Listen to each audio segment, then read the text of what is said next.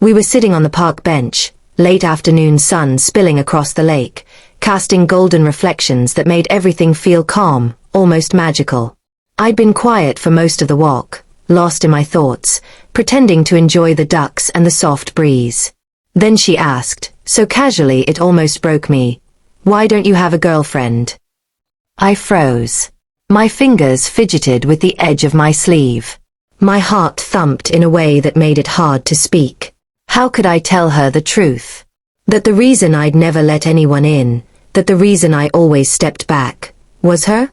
That I'd been in love with her for years, silently, hopelessly, painfully? I stumbled, my voice barely above a whisper. I guess I haven't met the right person. She tilted her head, looking at me with those bright, curious eyes that always seemed to see straight through me. Really? Not even a little crush? No one special? I forced a laugh. Nope. Nobody at all. Her smile was soft, innocent, and I wanted so badly to tell her.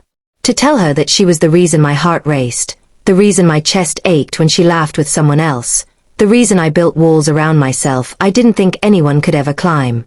But I couldn't. I couldn't ruin this. I couldn't risk losing the easiest part of my life, her friendship, by confessing a truth that might scare her away. She nudged me gently with her shoulder.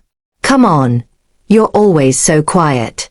I thought you'd have someone by now. I shook my head, trying to smile, though it felt like a lie. I guess I'm just waiting. Her gaze softened. Waiting for who? My throat tightened. Why don't you ask me that when you already know the answer? I wanted to scream, to tell her everything, to lay my heart bare and risk it all. But instead I whispered, for the right person. She reached over and touched my hand lightly, and something inside me ached and thrilled all at once.